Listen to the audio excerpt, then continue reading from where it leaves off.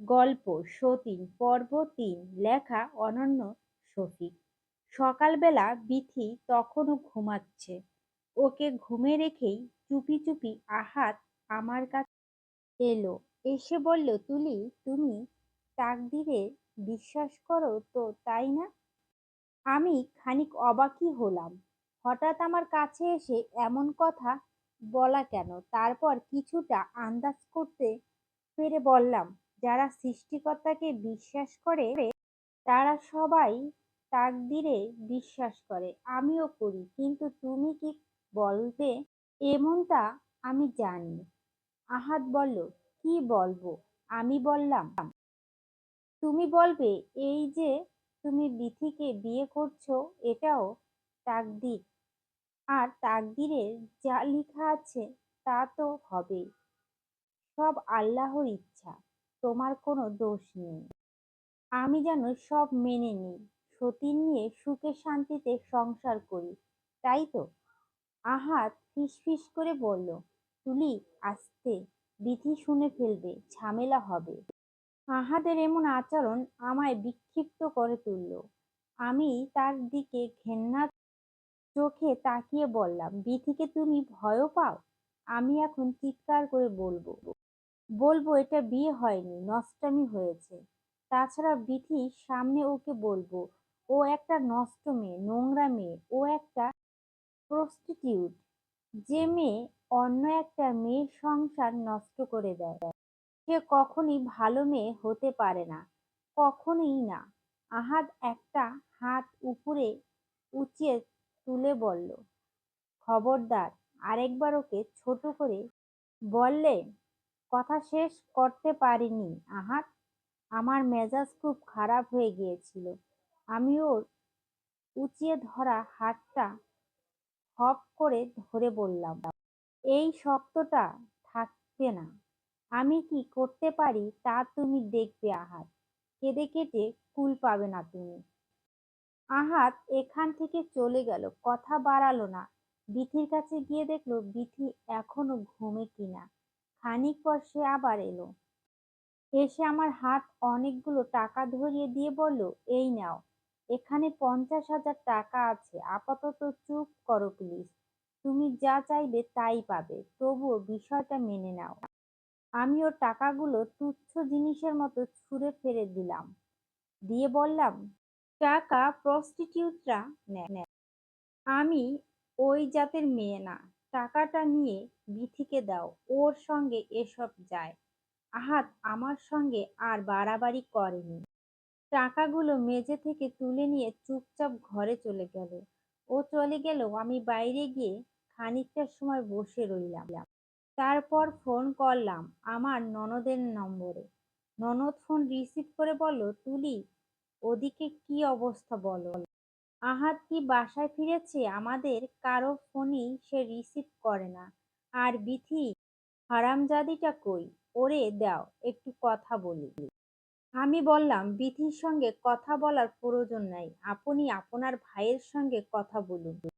সে বাসায় এসেছে, আমি তাকে ডেকে দিচ্ছি। আমি আহাদকে ডাকলাম, ডেকে বললাম, আপা তার সঙ্গে কথা বলবে। সে আমার ডাকে কোনো সাড়া দিল না। বিথিকেও ডাকলাম, কোনো কথাই বলল না দুজনে কেউ। এরপর আপা বলল, কথা না বলে কতক্ষণ থাকবে? আর দুটো দিন ধৈর্য ধরো, মার শরীরটা একটু সেরে উঠুক, তখন ওদের দুইটাকে কত ধানের কত চাল তা দেখিয়ে ছাড়বো। আমি আসলে কিছুই বুঝতে পারছি না, ওনারা কি আমায় নিয়ে খেলছেন? হতেই তো পারে। আহাদ তার নিজের ভাই, বিথিও তার নিজের চাচাতো বোন, নিজেদের রক্ত।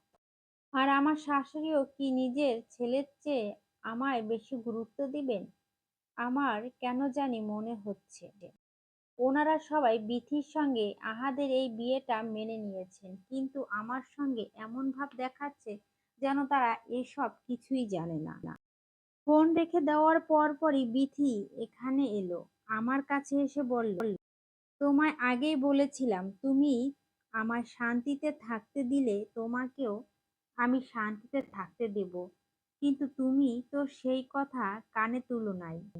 দেখা যাচ্ছে তুমি আমার শাশুড়ির কাছে, ননদের কাছে ফোন দিয়ে আমায় হয়রানি করতে চাচ্ছ। এর পরিণাম কি হতে পারে জানো? আমি বললাম, কি হতে পারে? বিথি বলল, বর আমার হাতের মুঠোয়, সে তোমায় চায় না।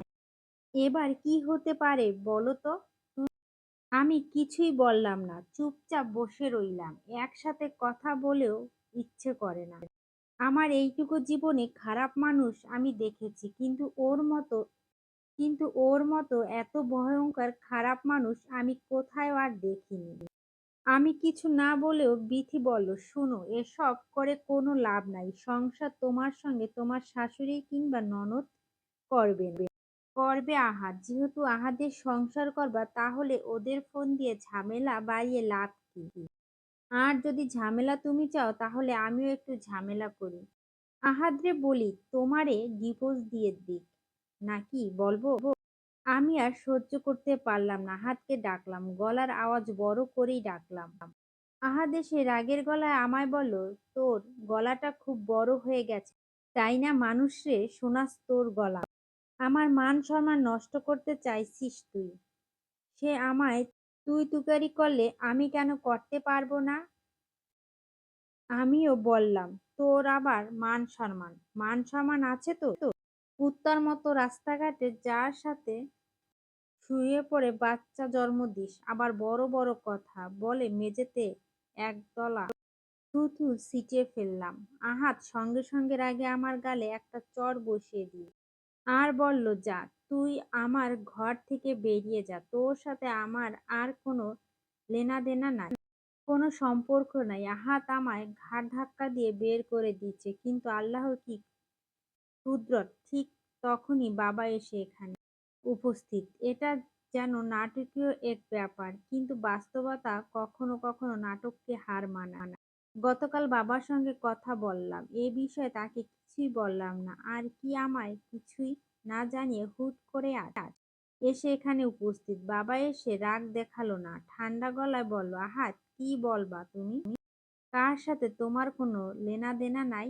আহাত কোনো কথা বলল না, তাড়াহুড়া করে চুপচাপ ঘর থেকে বেরিয়ে গেল। বিথিও ওর ঘরে চলে গেল। বাবাকে দেখে আমার বুক দলা পাকিয়ে থাকা সব কান্না গলা বেরিয়ে বেরিয়ে এলো, চোখ ফেটে বেরিয়ে এলো জমে থাকা সব বিষাদের জল। বাবাকে জড়িয়ে ধরে আমি হাউমাউ কাঁদলাম। বাবা আমার পিঠে আলতো করে হাত বুলিয়ে দিতে দিতে বলল, আমি গতকালই তোর গলা শুনে বুঝেছিলাম তোর কোনো একটা ঝামেলা হয়েছে। তুই তো আমার মেয়ে, ছোটবেলা থেকে তোর মা নেই। এই এতদিন তো মা ছিলাম আমি, বাবাও ছিলাম আমি, তাই তোরে আমি সবচেয়ে বেশি চিনি। তোর গলার আওয়াজ শুনলেই আমি সব ধরে ফেলতে পারি। গতকাল রাতে আমার মন পাগল হয়ে পড়েছিল এখানে তোর কাছে এসে পড়তে, কিন্তু এত রাতে আমি কিভাবে আসি? সকাল পর্যন্ত অপেক্ষা করলাম তারপর পাগলের মতো ছুটে এলাম এখানে। আমি এসে গেছি, এখন আর কোনো ভয় নেই। মা, কি হয়েছে সব খুলে বল আমার। সবকিছু বলি, কিচ্ছু গোপন করবি না, তারপর দেখ তোর বাবা কি করতে পারে। আমি এক এক করে সব খুলে বললাম বাবার কাছে, একবারে সবকিছু। বাবা রাগে আগুন হয়ে গেলেন। তিনি সঙ্গে সঙ্গে বিথির মাকে ডেকে আনলেন। আহাদের বাড়ির আর যে কয়েকজন মুরব্বী আছে তাদের ডেকে আনলেন। বিথিকেও আনলেন। আহাদ এখানে নাই, আশেপাশেও তাকে পাওয়া যায় না। কোথাও গিয়ে হয়তো লুকিয়ে পড়েছেন। বাবার সঙ্গে পড়ার সাহস তার নাই। বাবা সবার সামনে বিথিকে জিজ্ঞেস করলেন, তুমি আহাদকে বিয়ে করেছো? বিথি চুপ করে আছে, কথা বলে না। বাবা আবার জিজ্ঞেস বললেন, বলো, বিয়ে করছো কি না তাকে? বিথি বলল, জি করেছি। বাবা বললেন, ওর ঘরে তো স্ত্রী আছে, এরকম না তো তুমি জানো না? না কিছু, তুমি তো এই বাড়িরই মেয়ে, সব চেনো, এটা কেন করলে তুমি? বিথি কথা বলে না। তার মা কথা বলে উঠল, ভাই, এরা ছোট মানুষ, বুঝে নাই, না বোঝে করে ফেলেছে। বাবার সঙ্গে সঙ্গে ধমকে উঠলেন বিথির মাকে, বলেন, চুপ করুন, একদম চুপ করেন। আপনার লজ্জা করে না কথা বলতে? আপনি যদি ভালো মানুষ হতেন, তবে মেয়ের এমন কুকর্ম দেখে লজ্জায় গলায় দড়ি দিয়ে মরতেন। আর আপনি এখানে এসে মেয়ের পক্ষে সাপাই গাইছেন। আমি মুরব্বী মানুষ, যদিও আমার মুখে একটা কথা বলার শোভা পায় না, তবুও বলি, আপনার মেয়ে যদি অবুঝ হয় তবে তার গর্ভের সন্তান এলো কি করে? এমনি এমনি? বাবা সব মুরব্বীদের দিকে তাকিয়ে তাদের জিজ্ঞেস করলেন, বললেন, আপনারা বলেন।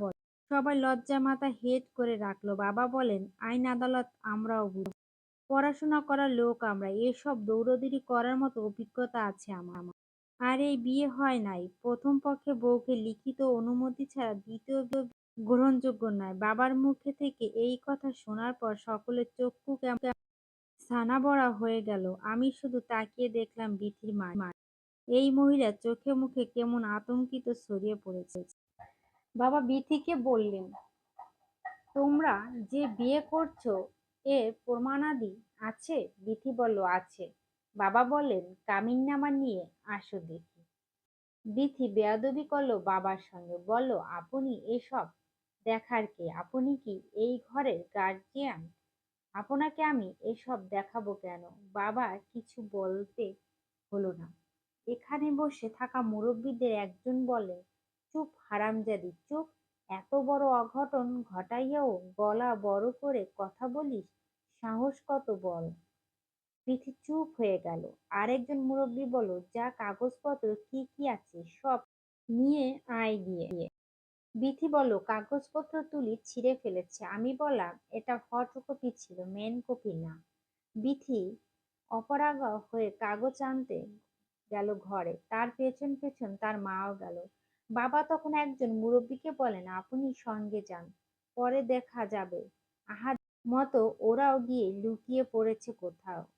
এর শেষদেশ না করে এখান থেকে আমি যাব না। মুরব্বিদের একজন ওদের সঙ্গে গেল। খানিক পর বিথি কাগজপত্র নিয়ে এলো। কাবিননামা নিয়ে এসেছে সে। বাবা সে কাগজ হাতে নিয়ে খুব ভালো করে দেখলো। তারপর বলল, কোনো কাজী অফিসে গিয়ে তোমরা বিয়ে করেছো? ঠিকানা বলো। বিথি বলল, Mymensingh, C K Ghosh road. বাবা বললেন, ঠিক আছে, আমি দেখছি। বাবা কামিননামা ভাঁজ করে তার পকেটে রেখে দিলেন। বিথির মা বলল, আপনি এটা পকেটে রাখলেন কেন? বাবা হাসলেন, বলেন, আমি তো মামলা করব না। প্রথম পক্ষের স্ত্রীকে না জানিয়ে বিয়ে করা রাষ্ট্রীয়ভাবে বিরাট অপরাধ। আর দ্বিতীয় বিয়ে যে আহাত করেছে সে প্রমাণ তো আদালতে পেশ করতে হবে। তাই প্রমাণটা আগে ভাগে সংগৃহীত করে পকেটে রেখে দিলাম। বিথির মা রেগে গেল প্রচন্ড। বলল, আপনি আমার বাড়িতে আইসা যা তা করে চলে যাইবেন? এটা তো হতে পারে না ভাই। এই কাগজ নিয়ে এইখান থেকে আপনি যেতে পারবেন না। এখানে রক্তারক্তি হইব। বাবা আবারও হাসলেন। তারপর বলল, রক্তারক্তি অনেক পরের বিষয়। আগে দেখুন আমি কি কি করি এটা নিয়ে। মুরব্বিদের কেউ কোনো কথা বলছে না। বাবা একাই কথা বলছে। তিনি বললেন, একটা সময় নারী মর্যাদা ছিল না এ দেশে। নারীদের পড়াশোনার ব্যবস্থা ছিল না। নারীর উপর যেভাবে ইচ্ছে সেভাবে নির্যাতন করত তাদের স্বামী এবং শ্বশুরবাড়ির লোকেরা। ওইসব দিন এখন অতীত হয়ে গেছে। আমি আমার মেয়ের সঙ্গে করা এই অনাচারের শাস্তি আপনাদের ভোগ করাবো। বিথির মা একেবারে চুপসে গেল, কোনো কথা বলছে না আর। বিথিও চুপচাপ। মুরব্বীদের থেকে একজন বলেন, ভাই সাহেব, মামলা মোকদ্দমা করে কি হবে? এটা পারিবারিকভাবে সমাধান করা দরকার, নয়তো আপনার মেয়েই মান সম্মান যাবে। বাবা বলেন, কিভাবে আমার মেয়ের মান সম্মান যাবে? মুরব্বী বলেন, এই যে সব লোকেরা শুনে এসব স্বামীর ওপর মামলা করা হয়েছে। বাবা বলেন, আমার মেয়ে মান সম্মান যাবে কেন? অন্যায়ের বিরুদ্ধে রুখে দাঁড়ালে, বিচার পেতে আদালতে গেলে কেন একটা মেয়ের মান সম্মান যাবে বলুন? আপনাদের মতো মানুষের জন্য আজ সমাজে এই অবস্থা। এই আপনারাই কিন্তু ধর্ষিতা একটি মেয়েকে চুপ করিয়ে দেন, বলেন মান সম্মান নষ্ট হবে। পারিবারিকভাবে এটা শেষ হয়ে গেল ভালো। এরপর লাখখানেক টাকা দিয়ে অথবা একটা ধর্ষকের সাথে এই মেয়েটিকে বিয়ে দিয়ে সব কিছু সমাধান করে ফেলেন। আচ্ছা বলুন তো, আসলেই কি এটা এভাবেই সমাধানের মতো কোনো বিষয়? একটা ধর্ষকের সাথে কেন ভালো একটা মেয়ের বিয়ে হবে? কেন কয়েকটা টাকার বিনিময়ে সে সবকিছু চুপচাপ মেনে নিবে? ধর্ষিতা হওয়া কি অপরাধ? এটা কি লজ্জার বিষয়? এর জন্য রাষ্ট্রের কাছে বিচার চাওয়া যদি লজ্জার হয়, তবে খুনের জন্য কিভাবে আপনারা আদালতে যান, কিভাবে বিচার চান? খুন যদি অপরাধ হয় তবে ধর্ষণ অপরাধ না? প্রথম স্ত্রীকে না জানিয়ে গোপনে আরেকজনকে বিয়ে করা অপরাধ না? তাছাড়াও দ্বিতীয় বিয়ে যে আহাত করেছে আমার মেয়ের কোনো ত্রুটির জন্য করেছে।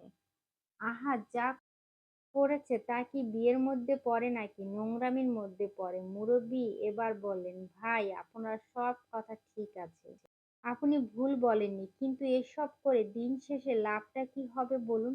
আপনার মেয়ে তো এই ঘরেই থাকবে, আহাদের সংসারই তো করবে, তাহলে বাইরের লোক হাসিয়ে কি লাভ বলুন? বাবা এবার রেগে বললেন, রেগে গিয়ে তিনি বললেন, আপনার কি ধারণা আমি আমার মেয়েকে এখানে রাখবো? এরকম নোংরা চরিত্রহীন একটা লম্পটের সঙ্গে আমার মেয়েকে সংসার করতে দিব? মুরব্বিদের কেউ কিছুই বলল না। বাবা বললেন, আমার মেয়েকে আমি আজকেই সঙ্গে করে নিয়ে যাব। এরপর বাবা আমার ননদের নম্বরে কল দিলেন। ননদ রিসিভ করলেন। বাবা বললেন, তোমার মার কাছে ফোন দাও, জরুরি কথা আছে। আমার শাশুড়ি ফোন রিসিভ করে বাবাকে বললেন, বোন, আমি আমার মেয়েকে নিয়ে যাচ্ছি। আপনার ছেলে যে অন্যায় আমার মেয়ের সঙ্গে করেছে, এর শাস্তি আমি দিব না, আদালত দিবে। আমার শাশুড়ি এই কথা শুনে সঙ্গে সঙ্গে বলেন, আমি আজকের মধ্যে আসছি, আপনি থাকেন, এটাই সমাধান আমি করব।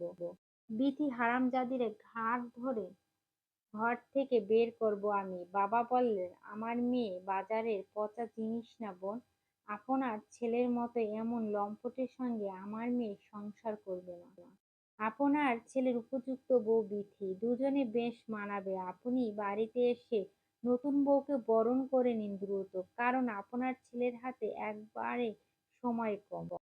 সে খুব দ্রুত জেলখানায় মেহমান হবে, আপনি এর আগেই সবকিছু সম্পন্ন করে নিন এসে, বলে বাবা রেখে দিলেন। তারপর আমায় বললেন রেডি হয়ে নিতে। বাবা আমায় সঙ্গে করে নিয়ে চলে যাবে। আমার শাশুড়ি এরপর অবশ্য অনেকবার কল করলেন। বাবা ফোন রিসিভ করলেন না। আমার ফোনও ফোন করলেন, আমিও রিসিভ করিনি। এখানে থাকা মুরব্বিদের সবাই বাবাকে বোঝা দেওয়ার চেষ্টা করলেন। বাবা কারো কথাই শুনলেন না। বাবা আমায় নিয়ে বাড়ি ফিরলেন। ফেরার আগে বিথিকে ডেকে বাবা শুধু এইটুকু বললেন, এই যে তুমি একটা মেয়ের সুন্দর সংসার নষ্ট করলা, এর শাস্তি তোমায় আল্লাহ দিবেন। আল্লাহ ছেড়ে দেন না কখনোই। আর বিথি মাকে বাবা বললেন, ছেলে মেয়ে শুধু জন্ম দিলেই হয় না বোন, ছেলে মেয়েকে মানুষ করা শিখাতে হয়। আর আপনাকে কি আর বলবো, আপনি নিজেই তো। বাবার কথা শেষ করলো না। আমরা চলে এলাম বাড়িতে, কিন্তু বাড়িতে এলে কি সব শেষ হয়ে যায়? বাবার মতো কি আর সবাই এসব বিষয় সহজে মেনে নিতে পারে? আমি বাড়িতে আসার পরদিনই আমাদের পাশের ঘরে এক দাদি এসে আমার পাশে বসে বললেন, এই তোর নাকি আর কোনোদিন বাচ্চা হবে না, ডাক্তার নাকি বলছে এজন্য নাকি তোর জামাই আরেকটা বিয়ে করেছে। আমি তার কথা কোনো উত্তর দিলাম না। দাদি এবার সুযোগ পেয়ে বলল, আজকালকার মেয়েদের ধৈর্য নেই, পুরুষ মানুষ চাই বিয়ে করতে পারে, তোর জামাই আরেকটা বিয়ে করছে, এতে দোষের কি? খাওয়াইলে পরাইলে তো সেই খাওয়াবে, তোরে ভরণ পোষণ ঠিক মতো করতে পারলে বিয়ে দুইটা করলে সমস্যা কি? তোর বাচ্চা হয় না, এরপরেও তো তোকে তালাক দেয় নাই। তালাক যেহেতু দেয় নাই, তাহলে হাসি মুখে এই সংসার তোর করা উচিত আছিল। তোর বাপ একটা মাথা মোটা লোক, বুঝে দুই লাইন বেশি। সে আজকে আছে কালকে নাই, চুপ কইরা যাইব মইরা। তারপর তোর কি উপায় হইব? তোরে দেখব কে, পালবে কে? ওনার কথা শুনে আমার এত রাগ লাগল, আমি রাগে অগ্নিশর্মা হয়ে উঠে ওনাকে বললাম, আপনি এক্ষুনি আমার সামনে থেকে যান, আর আমাদের ঘরে আসবেন না, এখানে কথা লাগাতে আসবেন না, শয়তান মহিলা কোথাকার। উনি মুখ কালো করে সঙ্গে সঙ্গে ঘর থেকে বেরিয়ে গেলেন। তারপর দিন সকালবেলার কথা, নাই বার্তা নাই, হুট করে এসে আহাদের মা আর বোন আমাদের বাড়িতে উপস্থিত। বাবা তাদের খুব যত্ন করে খাওয়ালেন। তারপর বললেন, বোন, শুনেছিলাম আপনি ভীষণ অসুস্থ, কয়েকদিন লাগবে সুস্থ হতে। আল্লাহর কি রহমত, দেখে একদিনই আপনি সুস্থ হয়ে পড়েছেন। আলহামদুলিল্লাহ। আহাদের মা বাবা এই টিটকারি বুঝতে পারলে হজম করলেন। তারপর বাবাকে অনুরোধ করলেন, বললেন, আমি সবকিছু সমাধান করব, তবুও আপনি মামলা মোকদ্দমা যাইয়েন না ভাই। বাবা বললেন, কিভাবে সমাধান করবেন শুনি? বিথি কি হবে? ওর গর্ভে যে সন্তান, ওটার কি হবে? মানলাম বিথি দোষ করেছে, মারাত্মক দোষ, কিন্তু অনাগত বাচ্চাটার কি দোষ? আহাদের মা আর বোন বাবার মন গলাতে না পেরে মনমরা হয়ে চলে গেলেন। ওরা চলে যাওয়ার পর বাবা আমায় ডেকে বললেন, তুই ভয় পাস না মা, চিন্তা করিস না, সত্যের পক্ষে আল্লাহ সব সময় থাকে। আমরা মামলা করব, আহাদের উপযুক্ত শাস্তি সে পাবেই পাবে। আমি বাবার কথায় খুব ভরসা পেলাম। কিন্তু সমস্যাটা হলো সন্ধ্যার পর আহাদ হুট করেই আমার নম্বরে কল দিতে শুরু করলো। আমি রিসিভ না করি, তবুও সে কল দিয়েই যাচ্ছে। শেষ পর্যন্ত অপরাগ্রহ হয়ে কল রিসিভ করলে সে বলল, তুলি, পাগলামি করো না, যা হয়েছে তা তো হয়েই গেছে। বিথিকে আমি ডিভোর্স দিয়ে দেব, কথা দিলাম তোমায়। তুলি, তোমার বাবাকে বোঝাও। আমার প্রচণ্ড রাগ পেয়ে গেল তখন। রাগ নিয়ে আমি বললাম, তোরে জেলের ভাত না খাইয়ে আমি শান্ত হব না।